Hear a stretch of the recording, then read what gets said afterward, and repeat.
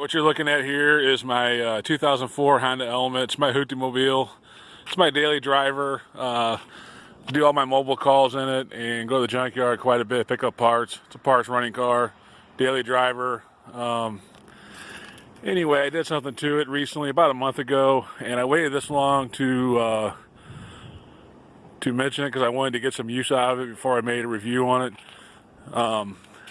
So we'll go inside and I'll show you what I'm talking about and give you my thoughts on it and go from there. Alright, so anyway, I put this radio in. It's a double-din radio. It's from Amazon. It's about $45 for this radio. And it was perfect for this car because the factory Element in 2004, at least this is the base model Element, didn't have even auxiliary port, Bluetooth, nothing. Just a basic radio with, I don't even know if it has CD player. It was very basic. And like I said before, I do quite a bit of driving in this every day, and I really wanted something with Bluetooth, you know.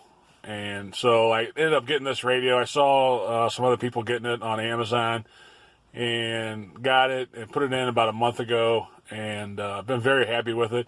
I kind of do the rundown on it. The radio itself was about 45 bucks, and then the install kit and the wiring kit, you know, I got separate. Probably got about maybe $65 into the whole thing. And like I said, I've had it a month, and I'm pretty impressed with it for what it is. It doesn't have a DVD or CD player, nothing like that. It's very small. Like, the screen is big, but the actual unit itself is very small.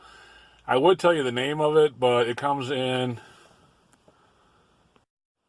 The radio is basically a no-name radio. It comes in a plain brown box, and it has like real basic instructions. I don't know. It's just straight up Chinese radio. And like I said, it doesn't have a DVD player or anything, but it will play DVDs if you have an SD card. It has an SD card slot, and it has a USB slot. So it does have capability to play videos and stuff if you have another media that you can plug into it.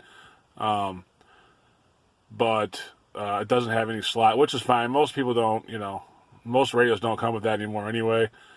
And I actually like it because the actual install is easier. The radio's not even probably a quarter the size of the old radios. It's very light. And anyway, so I'll go ahead and turn it on. You can see that there won't be any kind of name or anything. I think it says, yeah, HD MP5. That's the name of it. So this is the radio itself. Sporting today. Yeah, looks so good underneath the tree. You can see it for yourself. This is basically your FM, AM, and it's got kind of like the old school dial, which is kind of neat. It's got all the presets, everything you would need, and it does have this. It does have Bluetooth, of course. So you can hit. It's a touch screen, so you can hit the home button, and this is what you're going to come up with. And you know, if you got SD card or whatever, you can hit that for music, movies, photos. If for some reason you want to put photos on it, I don't know. It's got an Explorer. If you have like an SD card, you want to explore through it. It's really easy to change all the settings. You just hit the settings button, and you know, it's got all the general settings for language, audio, radio area, time, general. Everything's very easy on it. It does have steering wheel controls. I don't have, you know, this is a base model Honda, so I didn't mess with that. I don't know if that works or not. This radio does come with the backup camera. I didn't hook it up mainly because on these Elements, it has like a tailgate that folds up and down, and I didn't want the wires to be going back and forth when it folds up and down all the time and chafing and causing a short, having issues like that. So I just left the backup camera off. It does come with one though, believe it or not, for 45 bucks or whatever it is. So that's pretty impressive. And the Bluetooth, once you get it set up on your phone, it'll automatically connect to your phone every single time that you turn it on. So that's nice also. It does have the P-Link for your phone. I haven't set that up yet. You need you'll need a USB cord to your phone to hook that up. I don't have any reason. I mean, like I said, the main reason why I got it was because I wanted to play my music on my phone. A lot of my music is on my phone.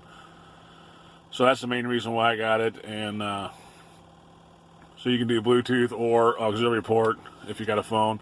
So that's basically it. The only issue I've had with it, I've had it about a month, maybe a month and a half, and maybe out of once every 20, 25 times you turn the car on, your screen will come up like this, but it'll say 12 o'clock up here, and you'll have no sound. And everything works on this, like it appears like everything's working on the radio. You can go through the menus and things, but it just won't play the sound. And the only thing I figured out is if I turn the car back off and turn it back on, it's fine. And it's done that probably 3 or 4 times since I've had it.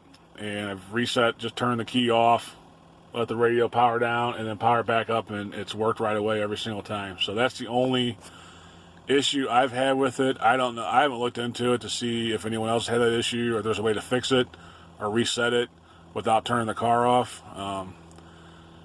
Because it's only happened a couple times. I haven't really, I didn't expect much anyway for $45 for the radio, but I'm actually pretty impressed with it. There's not much else I would want a radio to do. I don't care about amps and subs and doing all that stuff. So I just wanted to make a little review and talk about this radio a little bit.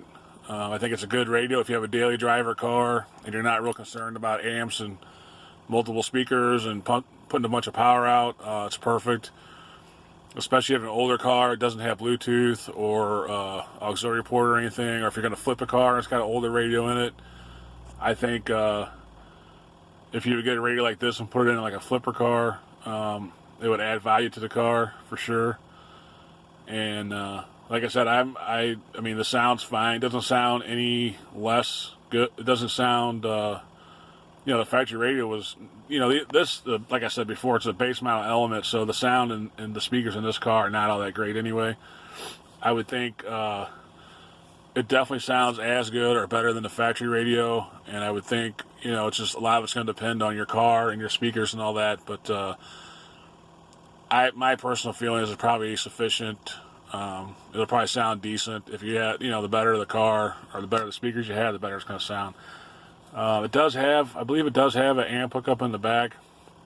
Like I said, I'm not concerned about all that with this car, but it does have that feature. It does have, the only thing it doesn't have a mic. It doesn't come with a mic. So if someone calls you and you're on Bluetooth playing the radio, it'll pick up the phone for you and answer it. And but then you can't talk to them unless you put it on speaker on your phone. So I kind of wish it had a mic that I could have mounted somewhere. I'm not even sure if it has a place to put a mic in the back, to add one after the fact. I didn't think about it when I put it in originally, and I don't feel like pulling it back out to find out. But yeah, that's my review. If you got, like I said, if you're looking for a double din radio, I mean, this $45 on Amazon, I think it's a steal of the century. I've had this probably a month and a half, and it's worked. I mean, I don't really, really need anything else out of a radio. I think it's a great radio for the price, and I actually might buy another one for my other car that's not my daily driver, because it's got a factory radio in it too. It's a older Mercury Grand Marquis, and that radio has nothing, no auxiliary or anything either. So I may end up putting one of these in there. I definitely would recommend this radio to anyone. Like I said, this one's been good. I've only had that one issue where there'll be no sound, and that's happened maybe 4 times in a month and a half. And it was easy to reset and get it going. So I don't know what that's all about, but I would still, for $45, I'd recommend this radio to anyone, especially daily driver, or you just got an older radio you want to replace. I'll leave the link down below where I got mine. I think several people sell this radio, and I think they call it different name. It doesn't really have a name, but it is the same basic radio that I've seen that several different Amazon people are selling it. It's basically just a straight up Chinese radio, and like I said, it comes in a plain brown box, and very little instructions, but it's all touchscreen. It's all easy to use. Don't really, doesn't really need instructions. And yeah, that's about it. I'm very happy with it, for the price especially.